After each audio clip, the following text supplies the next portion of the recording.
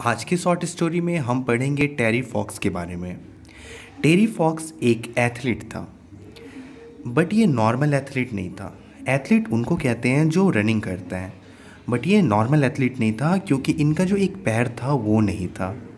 ये दौड़ते तो थे अपने दोनों पैरों से, बट इनका जो एक पैर था वो नेचुरल था और जो दूसरा पैर था वो आर्टिफिशियल था।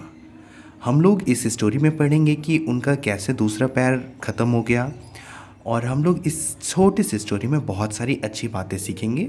हम लोग करेज के बारे में सीखेंगे। ठीक है, तो चलिए अब मैं इस स्टोरी को लाइन बाय लाइन पढ़ता हूँ। आप ध्यान से मेरी बातों को सुनना, और आप जो भी बातें सीखोगे मेरी इस स्टोरी से, आप उन बातों को अपने लाइफ में इम्प्लीमेंट करके आप एक बेहतर इंसान बनना। Terry Fox was born in 1958 in Canada. Terry Fox का जन्म 1958 में हुआ था कनाडा में। Later on his family moved to Port Coquitlam, British Columbia. फिर उनके फैमिली जो है वो दूसरे जगह शिफ्ट कर गए हैं। He was an average boy, वो एवरेज ही था मेरे और आपके जैसा। But he love challenges, but उनको चैलेंजेस बहुत पसंद था। आई होप आपको भी चैलेंजेस पसंद होगा। मुझे तो बहुत है पसंद चैलेंजेस, मुझे चैलेंजेस लेना बहुत ही ज़्यादा पसंद है। और आई होप जो आप ये वीडियो देख रहे होंगे तो उनमें बहुत सारे ऐसे लोग होंगे जिनको चैलेंजेस लेना पसंद होगा। ठीक है।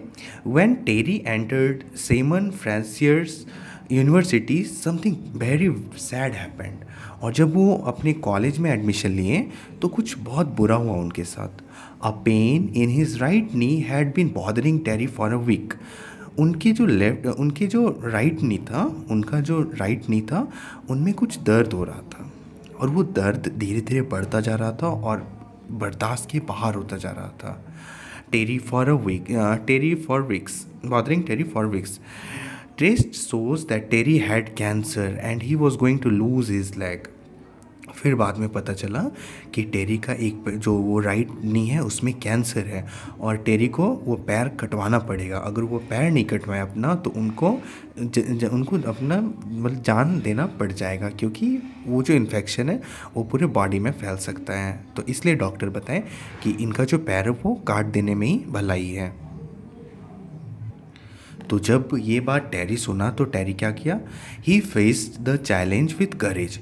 फिर टेरी बोला कि ठीक है, आप काट दो मेरा पैर, एटलीस्ट हम बचेंगे तो, और बचेंगे तो हम अपने और भी बॉडी पार्ट से हम और भी तो काम कर सकते हैं ना। तो after 6 weeks he was walking with an artificial leg and cane in his hand. और 6 सप्ताह तक वो अपने आर्टिफिशियल का मतलब होता है नकली, तो नकली पैर से वो चलते थे। और हाथ में वो एक होता है ना वो बैसाखी, जिसके मदद से चलते हैं, जो दिव्यांग लोग होते हैं तो उनकी मदद से ही वो चलते थे। Once his coach gave him magazine article about Dick Traum. Dick Traum एक स्पोर्ट्स पर्सन थे। वो उनका भी हाथ पैर नहीं था, बट वो उन्हीं का एक मैगज़ीन इनके जो कोच हैं इनको दिए। Dick Traum has an artificial leg but he ran in the New York marathon. Dick Traum का भी आर्टिफिशियल लेग था, बट वो मैराथन में पार्टिसिपेट किया था। And this set him thinking. Terry decided to run across the whole of Canada and raise fund for cancer research. जब Terry Dick ट्रॉम के बारे में पढ़ा तो वो इतना मोटिवेट हुआ उनसे। फिर उनको लगा कि जब वो दौड़ सकते तो मैं क्यों नहीं दौड़ सकता हूँ। उनका तो दोनों पैर नहीं है और मेरा तो सिर्फ एक पैर ही गया है, मैं ज़रूर दौड़ूंगा। और ये डिसाइड किया कि वो मैराथन दौड़कर जितने भी पैसे कलेक्ट होंगे तो उन सारे पैसों को कैंसर रिसर्च में अपना डोनेट कर देगा। Terry began to prepare for his marathon. फिर टेरी जो है ये ये सब डिसाइड करने के बाद प्रिपरेशन करना अपना स्टार्ट किया। He entered the Prince George marathon after running 3000 miles in training. जब वो 3000 माइल्स जब दौड़ गए ट्रेनिंग के टाइम पे तो उनको लगा कि हाँ, अब मैं दौड़ सकता हूँ। He was ready to take up the challenge of running 5300 miles race. इसके बाद वो एक्सेप्ट कर लिए चैलेंज कि वो 5300 माइल्स का रेस को भी दौड़ेंगे। Terry started the run on April 12, 1980। तो टेरी दौड़ने स्टार्ट किए थे 12 अप्रैल 1980 को। He told reporters on television and newspaper that his challenge was to raise $1 million for cancer research. और फिर जब ये दौड़ने के लिए रेडी हुए थे तो सभी लोग तो हैरान थे ना, क्योंकि इनका तो एक लेग नहीं था, ये कैसे दौड़ेंगे इतना लंबा दूरी।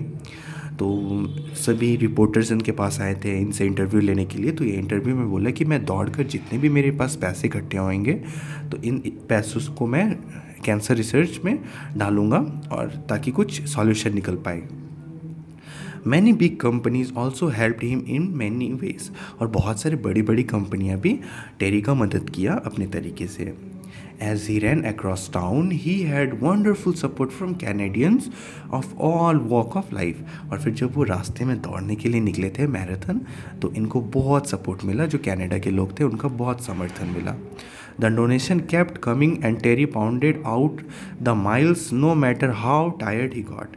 और इतना इनके पास डोनेशन होने लगा, इतना पैसा होने लगा कि टेरी मतलब थक ही नहीं रहे थे, वो एकदम दौड़ते ही जा रहे थे। But when he was about to reach Thunderbow, he felt a sharp pain in his chest.